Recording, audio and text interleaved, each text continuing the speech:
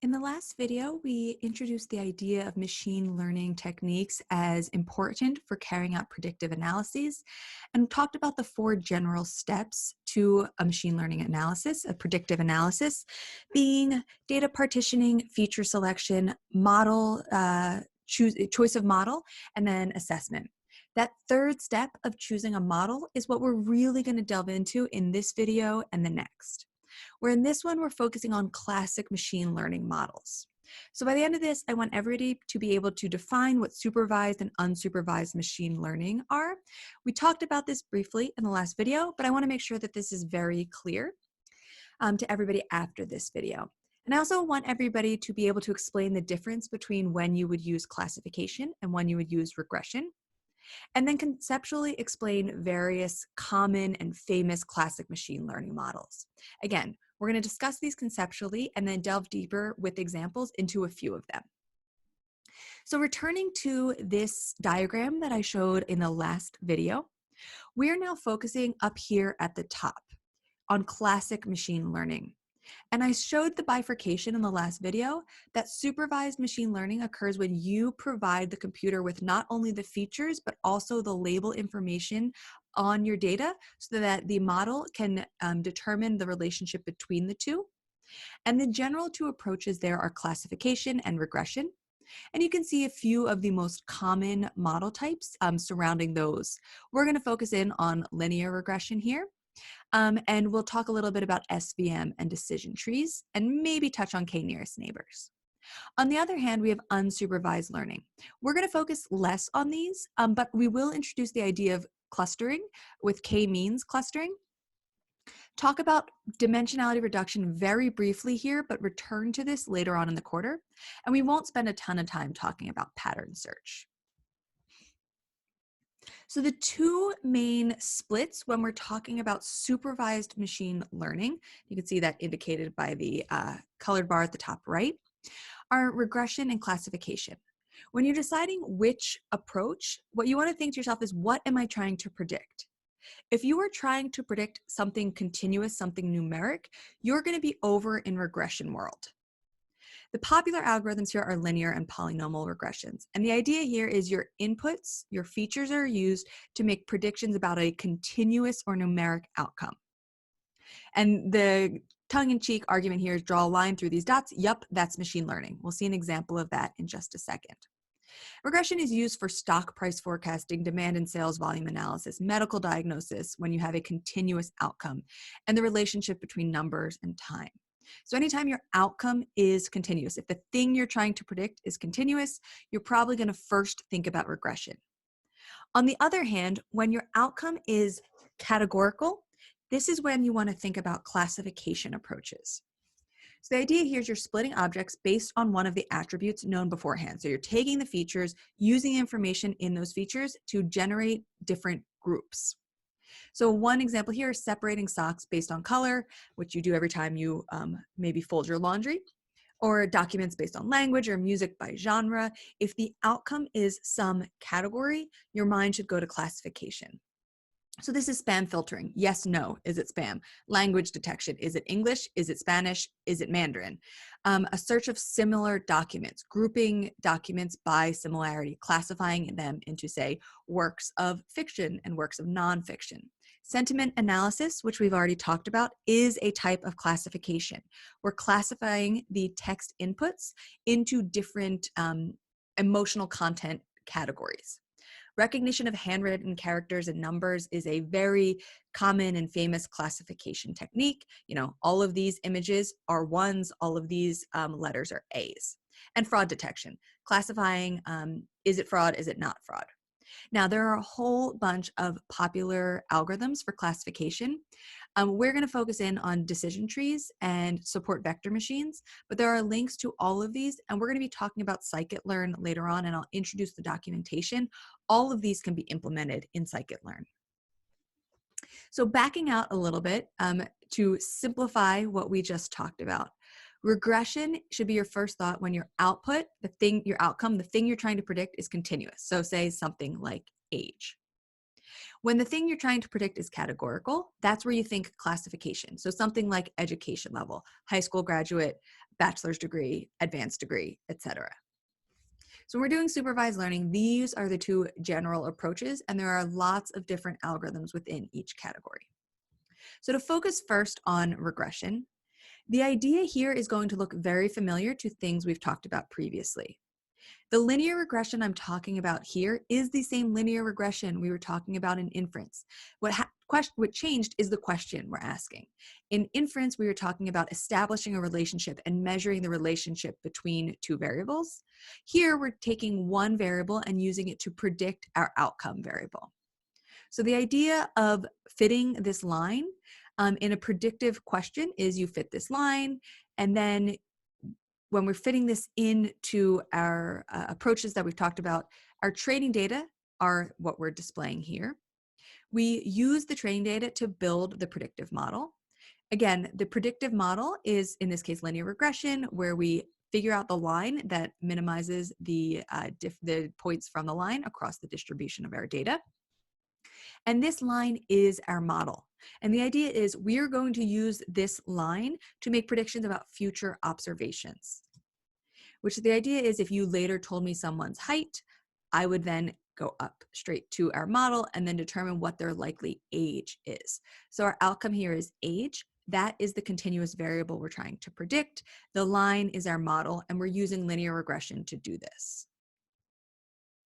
This, in a nutshell, is how we go about using linear regression for predictive analyses. Now, it can get more complicated than this, but this is the core of what's going on under the hood. While we're focusing on linear regression here, what you're seeing on the left and the right are the same exact data. The same thing is plotted on the x-axis and on the y-axis. But on the left, we're fitting a linear model where we can see that there is an increase in traffic jams over time. And that the travel time, as current hour increases, travel time increases. But on the right, we see a polynomial fit. The travel time is still continuous, but the model we're using for these data is a polynomial on the right. So linear regression is not always the right approach. This could give you a better sense of the data which really encapsulates what happens in the middle of the day, which is this dip. We don't see a steady increase. So remember that even though linear regression may be your first thought, if it doesn't accurately describe the data, or there's a better model that does a better job explaining the data, thinking beyond linear regression may be something that you want to have in your toolbox. Regardless of whether it's linear or polynomial, when we're talking about regression, we're talking about making predictions for continuous outcomes. Now that we've done this whirlwind through what it means to predict continuous variables using regression, we have the other side of supervised learning where we want to classify information. So if you want to predict a categorical outcome, such as education level, we're not going to use regression here. We're instead going to use, we're not going to use linear regression. We're going to use classification. Where the idea here and the intro to this idea is often by introducing a decision tree. So a decision tree is where you have some data, so maybe the credit history of a whole bunch of people, and you're going to separate out the individuals in this data set, the observations in this data set, making a bunch of decisions.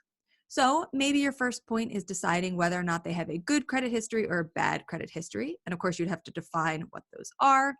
And on the right-hand side, anybody who has good credit history, you then look to see if they have debt more than $1,000. If they do, you decide to not give them a loan. If they don't, you give them a loan. Now, if they have bad credit history, it doesn't mean that they are not able to get a loan. Maybe you have to get a pledge from them. If you can, do they have guarantors? And if you can, then you would give them credit history. You would give them a loan. Otherwise, you wouldn't. So this idea of taking data and splitting observations at these different decision points until you reach your decision on the question you're asking is the process of classifying using a decision tree. So for example, if we were to do this step by step, what this looks like is you would have your training data set. In this case, we're going to be predicting education level. And this is completely made up data here, where your first decision and your split point is whether or not the observations in your training data set have a salary less than, say, $40,000. If they do, they end up on this arm. If they do not, they end up on this right-hand arm. And you continue to use the features in your data. Do they have a manual labor profession? to branch and create a building decision tree. So you continue adding branches to the decision tree where the variables, the features, and the information within your training data are used to decide who goes down which branch. You then maybe care about their family status. And then after this, you maybe apply the label as to what their terminal degree is. So at the end of the tree, labels will be applied to the leaf of each tree so that anybody who has salary greater than 40,000 is a manual laborer and has children would fall into this high school bin. And the idea is after you train the model, you then take your test data and see how accurately you predict within your test data on data that weren't used to train the model.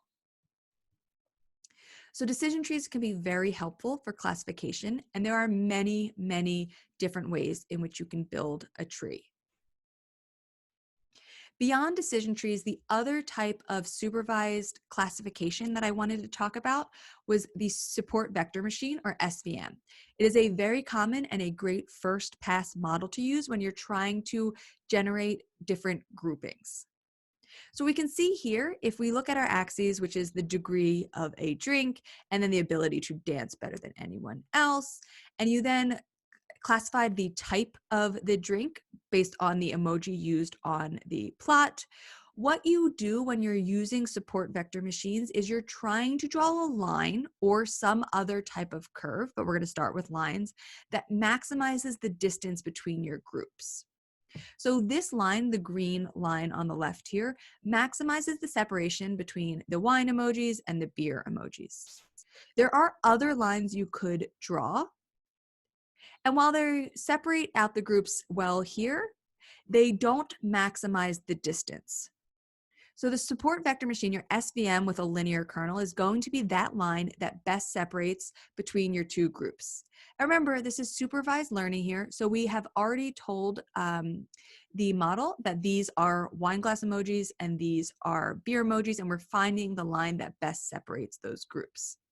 With the idea being later on, if you told me that a wine glass was here, I would then determine it belonged in this group. And if you told me an observation were here, I would say it belongs in the beer emoji group.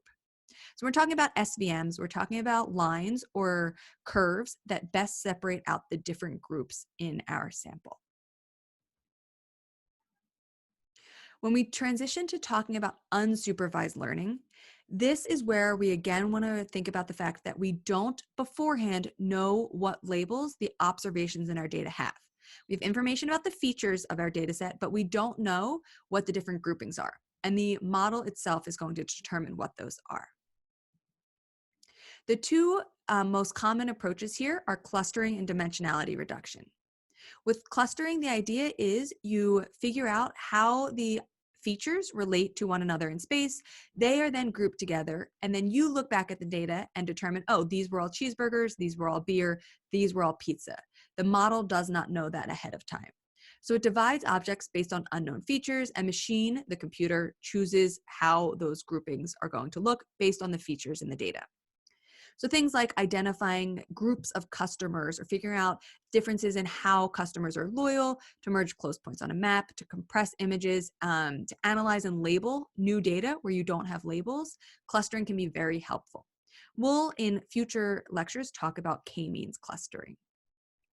Dimensionality reduction is something we won't talk about for a few lectures, but the idea here is if you have a whole bunch of data and a whole bunch of features, and you want to understand how the observations in your data set relate across the thousands or hundreds or tens of thousands of features, you can reduce the dimensionality of your data set so that you only have to look at a few features to understand global patterns in your data. So the idea of identifying fake images across a whole bunch of images, dimensionality reduction can be really helpful at identifying which groupings and how you can use a few dimensions rather than the hundreds or thousands you would have otherwise to understand the different groups in your data. So if you've heard of principal component analysis or PCA or LDA or TSNE, these are all approaches to taking very large dimension data sets, lots of features, lots of observations, and reducing them down to just a few features for understanding what's going on. The idea of k-means here, which we'll talk about a little more in a little more detail, can be depicted by this cartoon. So we say here is on this map, think of these as places in a city where each dot is an observation in your data set. And what you see, that is, if you start by randomly placing 3 kebab kiosks in your city as the stars, you can then study how buyers choose the nearest one. And you can then move the kiosks closer to the centers of popularity. So your blue star is going to move from where it was to maybe over here. So it can capture these 2 individuals who had chosen this blue kiosk. And the red moves a little more into this central position. And you repeat, watch how people behave, move again, iterate a whole bunch of times until you figure out where the best placement is for your kebab kiosk. So this idea of placing positions in the optimal way is the idea behind k-means clustering, figuring out behavior based on these anchor points and then shifting them as needed. And again, this is unsupervised learning. We didn't know beforehand which people were going to go to the red kiosk and which were going to go to the green. We observed that and then adjusted our model as needed. This gives us a quick introduction to a few of the possible supervised and unsupervised machine learning models in classic machine learning. In the next video, we're going to delve very briefly into what it means to do deep learning and consider neural nets. With that, don't forget to take the Canvas quiz.